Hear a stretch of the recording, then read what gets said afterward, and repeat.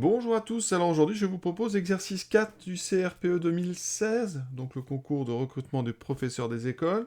On est sur, vous voyez, de la géométrie, et tout de suite on va réaliser une figure à l'échelle, 1/10, donc c'est un triangle ABC, vous avez les longueurs des côtés AB, AC et BC.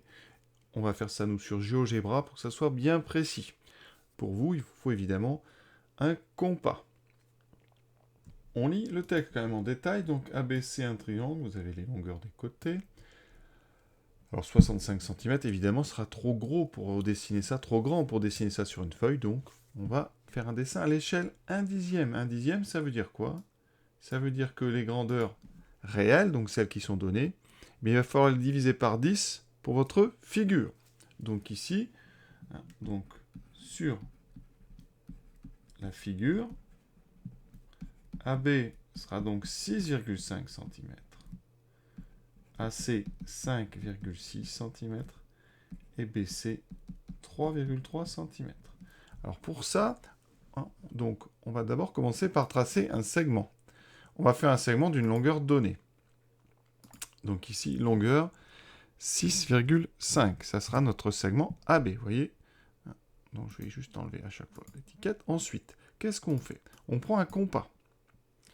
Un compas ici, et on va faire un cercle donc de rayon 5,6 partant de A. Donc j'indique le centre, je mets 5,6, voilà.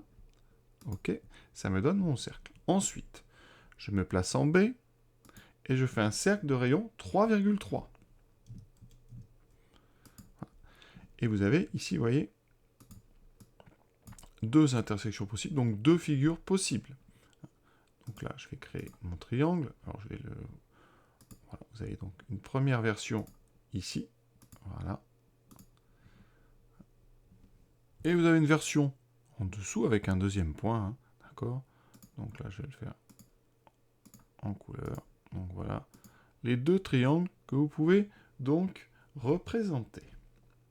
Alors, je vais garder le triangle du haut. Ensuite, soit R, le point du segment AB, tel que AR égale 39. Donc, ici, je vais faire un segment. Donc, alors pour ça, je vais faire un cercle. Sinon, un cercle donc de centre A et de rayon donc 3,9. Voilà. Et mon point, donc ici, mon point qui s'appellera le point R, il est ici. Donc, je vais le renommer. Je l'appelle R. Voilà. Ensuite, la perpendiculaire à AC passant par R. Donc il faut une perpendiculaire à AC qui passe par R, coupe AC en S. Donc j'ai besoin d'une règle et d'une équerre et je fais une parallèle. Alors ici je vais faire donc une perpendiculaire, pardon. Donc perpendiculaire à AC passant par, vous voyez, je déplace. Voilà. Et j'obtiens ici le point qui m'intéresse. Le point donc qui s'appelle S. Voilà, on est prêt pour l'exercice. Démontrer que RS et BC sont parallèles. Alors, sur le dessin, on a bien l'impression que c'est parallèle. Alors, comment on montre ça? D'abord, je vais coder la figure ici. On a dit que RS était perpendiculaire.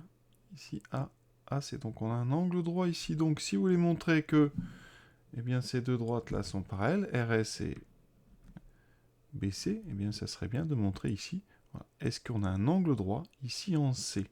Donc, la question, est-ce que ABC est un triangle rectangle? Forcément, si RS et BC sont parallèles, puisque RS est perpendiculaire à AC, forcément, BC doit être perpendiculaire à AC. Donc, eh bien, on va regarder notre triangle ABC. Donc, montrons que ABC est rectangle en C.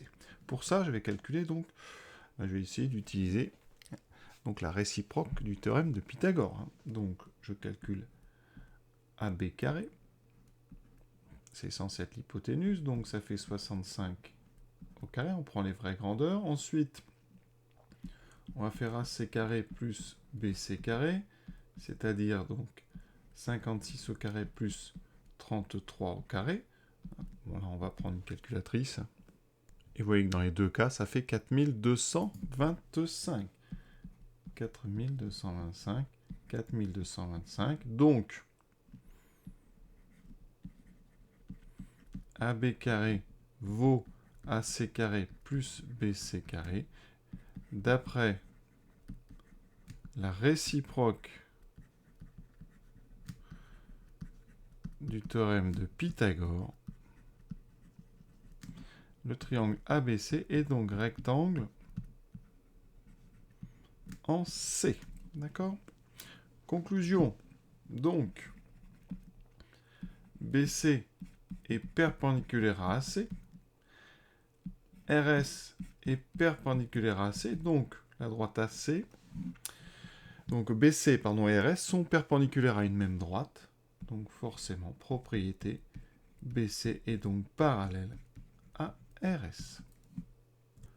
Troisième question, en déduire la longueur AS. Alors, ici, on est maintenant dans une configuration idéale pour appliquer le théorème de Thalès, parce que vous voyez, on connaît AB. AB, on sait que c'est 65. Je vais mettre ici. AR, on le connaît, c'est 39. Donc, ici, on connaît AB, on connaît AR. En face, ben, on connaît AC. AC, c'est 56. Et on cherche justement AS. Donc, c'est exactement la bonne configuration pour l'utilisation du théorème de Thalès. Alors, on a donc à donner nos conditions. AS, C sont alignés. ARB sont alignés. Ensuite, RS est parallèle à BC. Donc, tout ça, eh bien, d'après le théorème de Thalès, ça veut dire que le triangle ASR et le triangle ACB sont semblables. Donc, on a des rapports de longueur égaux. Ça veut dire ici que quand on prend le grand côté AB sur le petit côté AR, ça donnera la même chose en face. Donc, grand côté AC sur petit côté AS. Voilà, et on regarde un petit peu tout ce qu'on connaît ici. Qu'est-ce qu'on connaît? Alors, donc, AB, on a dit 65 sur AR, 39 doit être égal à AC, donc 56 sur AS. Voilà. Ici, on fait un petit produit en croix. AS est donc égal à 56 fois 39 sur 65. Ça donne donc, ici, vous voyez la machine, 33,6. Exactement. 33,6 cm. Quatrième et dernière question, détermine la mesure en degrés de l'angle ARS. Donc, ARS, sur le dessin, vous voyez, c'est ici. Et donc, en degrés, arrondi à l'unité. Alors, on va faire évidemment de la trigonométrie du triangle. Pour ça, il faut un triangle rectangle. C'est très important. Donc, effectivement, on va se placer donc dans le triangle ARS, qui est rectangle en S. D'accord? Ça, c'était donné dans le texte. Donc, qu'est-ce qu'on a ici? Je vais refaire la figure. Voilà notre triangle. On a notre angle droit ici. Là, on a 39, c'est notre hypoténuse. 33,6. Et là, une longueur qu'on ne connaît pas. Et vous cherchez donc l'angle qui est ici, donc l'angle en R. C'est-à-dire l'angle ARS. Je répète, on est dans un triangle rectangle. Je peux donc utiliser la trigonométrie du triangle, c'est-à-dire sinus, cosinus. Alors ici, je veux l'angle ici en R. Je connais le côté qui est en face, donc ce qu'on appelle le côté opposé. Je connais l'hypoténuse. Donc opposé sur hypoténuse, là on est sur le sinus. Sinus de ARS, hein, c'est donc opposé sur hypoténuse. Donc ici, ça fera AS sur AR, donc 33,6 sur 39. Pour ceux qui ont un petit peu de mal sur les formules de trigo, pour ceux qui oublient les formules de trigonométrie, je vous rappelle les moyens mnémotechniques avec les phrases. Vous avez donc K, So, Toa, hein, ce que les élèves disent casse-toi, comme ça ils s'en rappellent bien, ou sinon vous mettez le So d'abord, So, Katoa. Alors, donc rappelez-vous, c'est donc trois mots de trois lettres, hein, c'est pour ça qu'on a des H, et à chaque fois vous avez les formules. Donc le CAH, ça veut dire donc le C pour cosinus, le A pour adjacent, le H pour hypoténuse. Vous voulez opposer sur H, donc vous voulez OH. Donc c'est le SO qu'il vous faut, SOH, c'est-à-dire sinus égale opposé sur hypoténuse. Donc rappelez-vous, casse-toi, ça vous donne les formules. Alors je prends une calculatrice collège, hein, ici, on se met bien en degrés. Ensuite, mais qu'est-ce qu'on fait? On a besoin de d'inverser un sinus, hein, d'utiliser la fonction qu'on appelle réciproque, donc arc sinus ici. Donc on fait second arc sinus, et on tape dedans 33,6 divisé par 39. Voilà, on valide. 59,489. Donc si on doit arrondir, on est un peu en dessous de 0,5, donc ça arrondit à 59. Donc à peu près. Donc pardon, ARS est à peu près donc 59 degrés. Voilà, cet exercice est à présent terminé. J'espère que ça vous a plu. Je vous souhaite une bonne fin de journée et à bientôt.